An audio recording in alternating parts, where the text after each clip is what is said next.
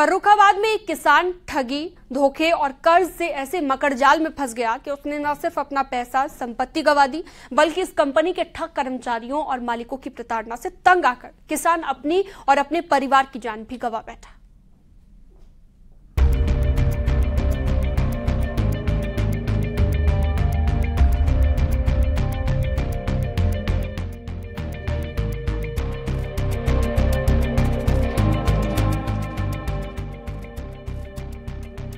कर्ज का जंजाल, ठगी का मकड़जाल।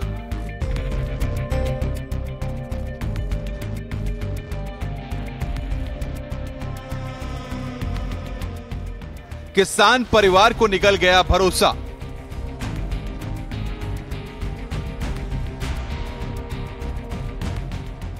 मौत वाली चिट्ठी दिलाएगी इंसाफ। कैसे लगी है ये?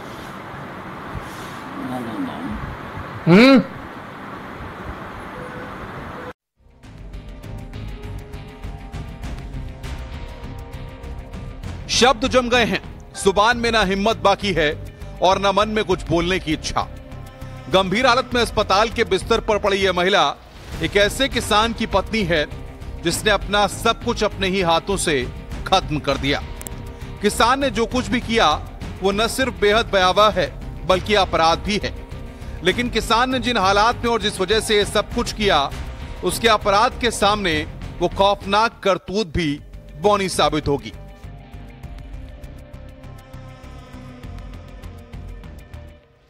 यहाँ थाना जहानगंज क्षेत्र में दिनेश यादव नामक व्यक्ति जो अपने घर में सो रहा था और सुबह उठते ही ऐसा उसके परिवार वालों के द्वारा बताया जा रहा है कि उसने अपनी पत्नी के ऊपर, अपनी बच्ची के ऊपर और अपने बच्चे के ऊपर वार किया, जिसमें पत्नी उसकी गंभीर रूप से घायल है, बच्चे की मृत्यु हो गई है और बच्ची आंशिक रूप से घायल है। और उसके बाद खुद जब उसकी बच्ची की बुआ ने जब गेट खुलवाया, उसके बाद वो खुद घर से निकलकर 200 मीटर दूर जाकर एक पेड़ से लटक कर सुसाइड कर लिया। दरअसल फर्रुखाबाद के एक छोटे से गांव रतनपुर में रहने वाले किसान व्यापारी दिनेश ने अपनी पत्नी और बेटे को गड़ासे से जानलेवा वार किए। 5 साल के मासूम बच्चे की मौके पर ही मौत हो गई तो पत्नी जिंदगी और मौत के बीच झूल रही है। इस खौफनाक कदम को उठाने के बाद दिनेश ने अपने घर के पास पेड़ पर फांसी लगाकर जान दे दी। हर किसी की जुबान पर बस अब एक ही सवाल है, दिनेश ने ऐसा क्यों किया? इसका जवाब दिनेश ने अपने सुसाइड नोट में दिया है। दिनेश पिछले कई सालों से कानपुर की एक कैटल फूड कंपनी के जंजाल में फंसा था। उसके साथ ठगी की गई। 40 लाख रुपयों का माल भेजकर दिनेश को पैसा नहीं बल्कि झूठे वादे मिले। विरोध किया तो झूठे केस में फंसाकर जेल भेज दिया गया और इसके बाद भी प्रताड़ना का दौर जारी ही रहा। आखिरकार जब दिनेश के पास कर्ज, निराशा और धोखे में फंसी जिंदगी के अलावा कुछ न बचा तो उसने अपने परिवार को खत्म करने का फैसला कर लिया।